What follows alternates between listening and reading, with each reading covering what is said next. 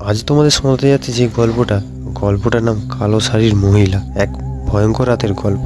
এই কাহিনী পশ্চিমবঙ্গের এক ছোট গ্রামের মধ্যরাতপুর। গ্রামটি শান্ত, কিন্তু একটা গুজব সবার মনেই ঢুকিয়ে দিয়েছে। কালো শাড়ির মহিলা। স্থানীয়রা বলে যদি কেউ রাত 12টার পর গ্রামের মূল রাস্তা দিয়ে একা হেঁটে যায়, তবে সে একজন মহিলাকে দেখতে পাবে। একটা কালো শাড়ি পরা, মুখ ঢেকে রাখা মহিলা, যে ধীরে ধীরে তোমার দিকে এগিয়ে আসবে। একদিন শহর থেকে আসা এক যুবক রোহিত গ্রামের এক বন্ধুর বাড়িতে আসছিল। গ্রামের মানুষ তাকে সাবধান করেছিল, সন্ধ্যার পর ওই রাস্তাতে যেও না, ওখানে ও থাকে। রোহিত হাসতে হাসতে বলছিল, ভূতের ভয় দেখাচ্ছে, ওসব বাজে কথা। তবে সে সত্যটা জানতে পারলো রাত তখন 12টা 15। রোহিত মোটর সাইকেলে ফিরছিল। রাস্তা একেবারে ফাঁকা, চারদিকে শুধু ঝিঝি পোকার ডাক। হঠাৎ তার বাইকের আলোতে সামনে একটা মহিলা দেখা গেল। লম্বা কালো শাড়ি, মাথা নিচু, চুল খুলে রাখা, একদম রাস্তার মাঝখানে দাঁড়িয়ে আছে। কোনো নড়চড় নেই।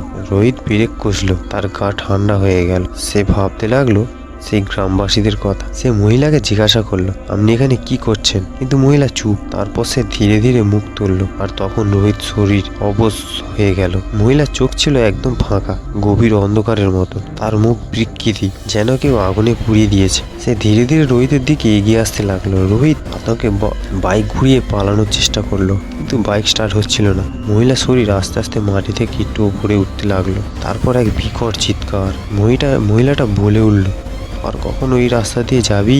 রোহিত জ্ঞান হারিয়ে। পরের দিন সকালে গ্রামের মানুষ তাকে রাস্তার ধারে পড়ে থাকতে দেখে হাসপাতালে নিয়ে গেল। সে তখন কাঁদছিল। গ্রামের বৃদ্ধরা বলল, ভালো হয়েছে ও বেঁচে গেছে, নইলে আর ফিরতে পারতো না। তখন জানা গেল আসল গল্প। অনেক বছর আগে এক গর্ভবতী মহিলা ওই রাস্তা দিয়ে যাচ্ছিল, কিন্তু একটা ট্রাক এসে তাকে চাপা ফেলে। তারপর থেকেই এই মহিলার আত্মা প্রতিশোধ নিতে ফিরে আসে। কেউ যদি গভীর রাতে ওই রাস্তা দিয়ে যায়, তবে সে সকালে মৃত অবস্থায় নইলে অজ্ঞান অবস্থায় পাওয়া যায়। কালো শাড়ি পরা ওই মহিলা সামনে পড়বেই, আর তার সর্বনাশ নেমে আসবে। তুমি কি বিশ্বাস করো এই গল্প, নাকি একদিন মধ্যরাতে ওই রাস্তা দিয়ে যেতে চাও? কমেন্ট করে জানাও। আর গল্পটা যদি ভালো লাগে, লাইক, কমেন্ট অ্যান্ড সাবস্ক্রাইব করো।